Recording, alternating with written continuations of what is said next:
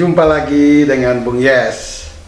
Sungguh miris kerusakan yang terjadi dalam organ perwasitan sepak bola kita saat ini. PSSI perlu bekerja keras untuk membenahi sistem perwasitan agar lebih baik ke depan, dan Ketua Umum PSSI Erick Thohir butuh terapi yang jitu untuk memperbaiki ini semua. Andaikan ini penyakit, sudah stadium 4 kerusakan yang terjadi dalam kinerja wasit kita. Untuk semua teman, sahabat, agar nonton terus analisis Bung Yes, dan jangan lupa like, comment, and subscribe. Pekan lalu ada berita menarik dan positif, juga produktif menurut saya, dari Ketua Umum PSSI Erick Thohir bahwa pihaknya akan mengundang salah satu wasit terbaik dunia, Pierluigi Collina dari Italia, untuk memperbaiki atau memberikan wawasan pengarahan bagi wasit-wasit kita dalam mengembangkan ilmunya dan kualitasnya ke depan. Kalau ini akan terjadi, saya kira ini langkah yang baik dari PSSI, khususnya Erick Thohir. Juga ada pernyataan Erick tentang reward yang diberikan oleh federasi kepada wasit, terutama yang memimpin di Liga 1, di mana setiap bulan wasit tengah atau wasit lapangan sekali memimpin bisa mendapat 10 juta untuk sekali memimpin, bahkan kalau 2 kali sudah 20 juta, dan minimal 2 kali memimpin dalam sebulan. Pendapatan seorang wasit dalam 2 kali memimpin ini menurut Erick sudah lebih besar dari gaji seorang menteri dalam sebulan.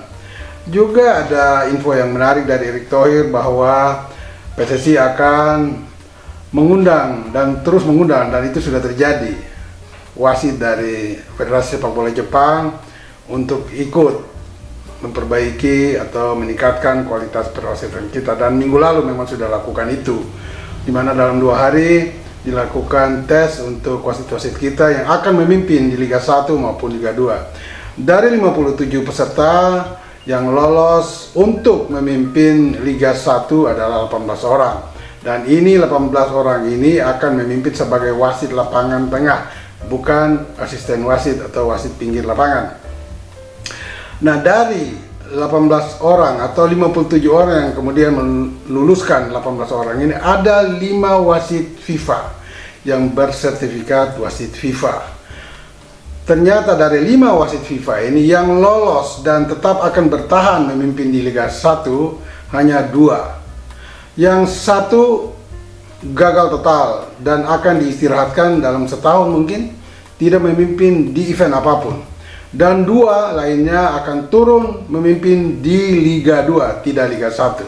Kalau boleh saya sebut, yang lolos dan tetap memimpin di Liga 1 nanti adalah Thorik Alkatiri dari Purwakarta, kemudian Yudi Nur Cahyo dari Jawa Barat atau Bandung, kemudian ada Aprisman Aranda dari Sumatera Barat, dan juga ada Sance Lawita dari Sulawesi Utara atau Manado.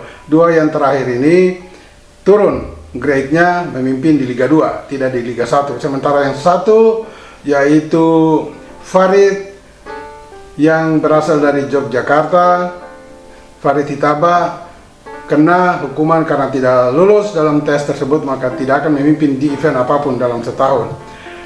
Dengan ukuran atau dengan melihat 5 wasit FIFA dan hanya lolos 2 ini, sungguh miris bahwa ternyata wasit kita memiliki kualitas yang sangat rendah. Dan perlu diketahui juga, Indonesia mendapat kuota untuk wasit FIFA itu hanya 5 orang, wasit tengah ya, wasit lapangan. Sementara untuk wasit pinggir lapangan atau hakim garis atau asisten wasit, kuotanya untuk Indonesia adalah 7, sehingga formatnya adalah 5-7, 5 untuk lapangan tengah, 7 untuk wasit pinggir lapangan atau hakim garis. Kualitas wasit FIFA ini tentu bagi Indonesia jauh di bawah atau masih di bawah standar wasit-wasit ASEAN lainnya, terutama 4 negara lain, Thailand, Vietnam, Malaysia, dan Singapura. 4 negara ASEAN itu berada setingkat di atas Indonesia dalam kuota perwasitan FIFA. Keempat negara itu mendapat jatah 6 wasit tengah dan 8 wasit pinggir atau asisten wasit.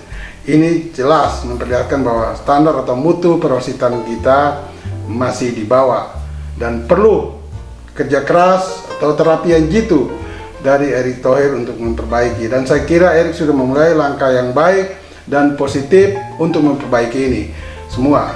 Tentu ada di lain-lain aspek, lain-lain lini, termasuk organisasi, kompetisi atau grassroots, pembinaan usia muda, itu masih perlu dibenahi. Tapi Erick sudah memulai dengan sesuatu yang baik di perwasitan. Nah, apa yang perlu dibenahi oleh PSSI atau terapi jitu apakah yang perlu dilakukan Erick untuk memperbaiki semua? Ya, pertama tentu perekrutan wasit. Kemudian ada peningkatan wasit dan kontrol tentunya dari federasi, kontrol ketat. Karena selama ini kita lihat kualitas wasit kita memang sangat buruk. Sangat buruk. Katakan yang kasat mata saja. Ketika seorang wasit memimpin di lapangan tengah, dia sering mengambil keputusan-keputusan yang fatal. Dan keputusan ini sangat mempengaruhi hasil akhir sebuah pertandingan. Misalnya, ada pelanggaran yang harus diberikan kartu merah atau kartu kuning tidak diberikan. Sebaliknya, sama. Ada pelanggaran yang tidak perlu diberikan kartu kuning atau kartu merah tapi diberikan. Contoh lain, ada pelanggaran di kotak penalti yang harus dihukum tim bertahan terhadap penalti tidak dilakukan oleh wasit. Bahkan yang harus tidak dikasih penalti dikasih, atau sebaliknya harus penalti tidak dikasih.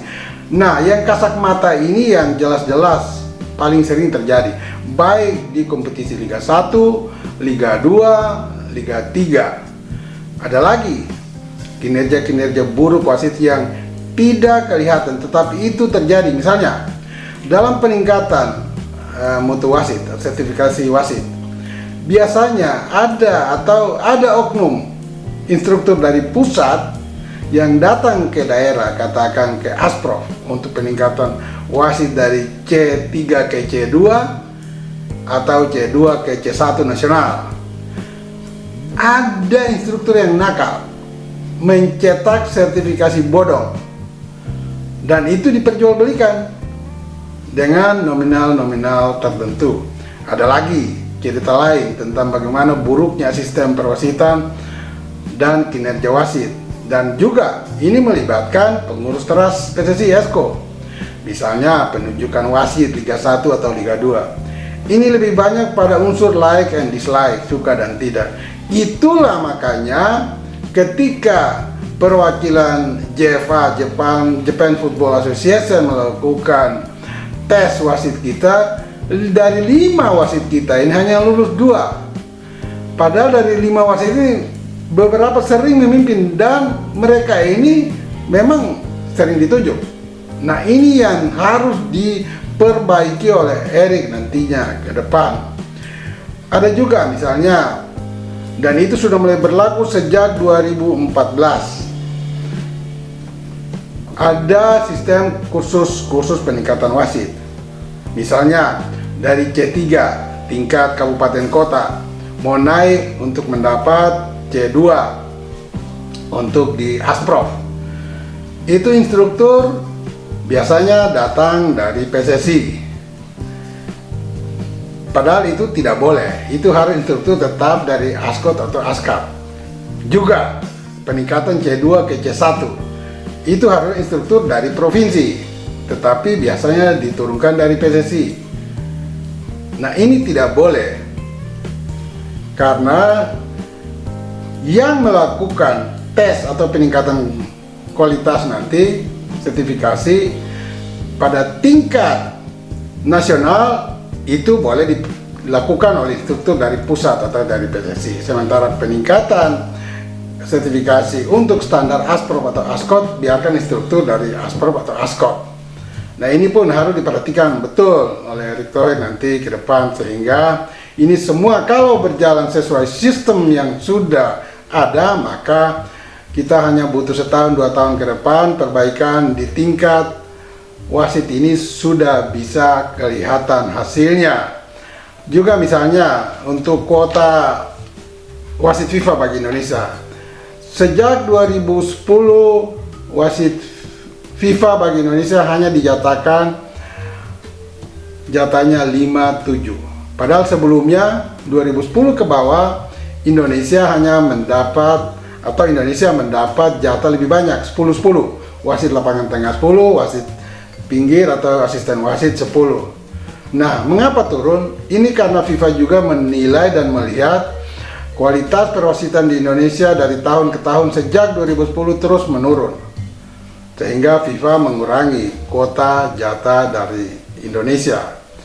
Juga ada persoalan-persoalan yang lain, misalnya dalam peningkatan sertifikasi wasit, baik C3 ke C2, C2 ke C1, itu biasanya ada biaya pendaftaran yang minimal dari C2 ke C1 itu sekitar 6-7 juta untuk setiap peserta dikenakan biaya pendaftaran tersebut, atau C3 ke C2 antara 2-3 juta atau 3,5 juta. Nah, ini sebaiknya dihilangkan karena kita tahu bahwa ada subsidi dari FIFA sekitar 3 juta US dollar untuk peningkatan mutu SDM. Di sini termasuk wasit, pelatih, atau organisasi, atau juga untuk grassroots.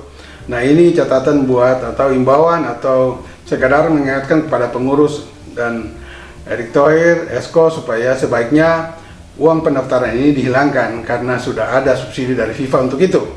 Dan juga ini yang tidak kalah pentingnya dalam kinerja wasit di lapangan dan pihak-pihak terdepan yang ikut menentukan hasil akhir dari sebuah pertandingan. Di sana misalnya ada pengawas wasit. Nah, ini tidak banyak orang yang tahu tentang apa sih kerja pengawas wasit ini. Nah, sejak 2018 sekitar tahun itu dimulai oleh PSSI untuk memakai pengawas wasit. Nah, pengawas wasit ini biasanya duduknya di tribun. Ini beda dengan pengawas pertandingan. Kalau pengawas pertandingan ada di pinggir lapangan yang ikut mengawasi jalannya pertandingan. Sementara pengawas wasit ini tugasnya adalah mengawasi kinerja 3 wasit di lapangan, wasit tengah dan 2 asisten wasit.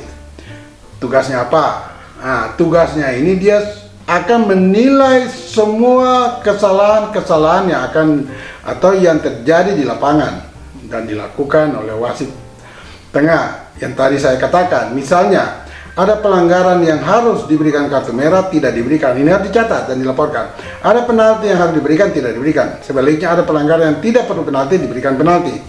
Keputusan-keputusan yang penting dan menentukan hasil akhir sebuah pertandingan ini akan menjadi fatal bila dilakukan sebaliknya oleh wasit.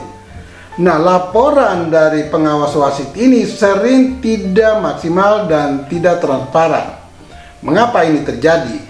Padahal mereka pun mendapat reward yang cukup layak. Sekali bertugas nominalnya sekitar 5 juta rupiah.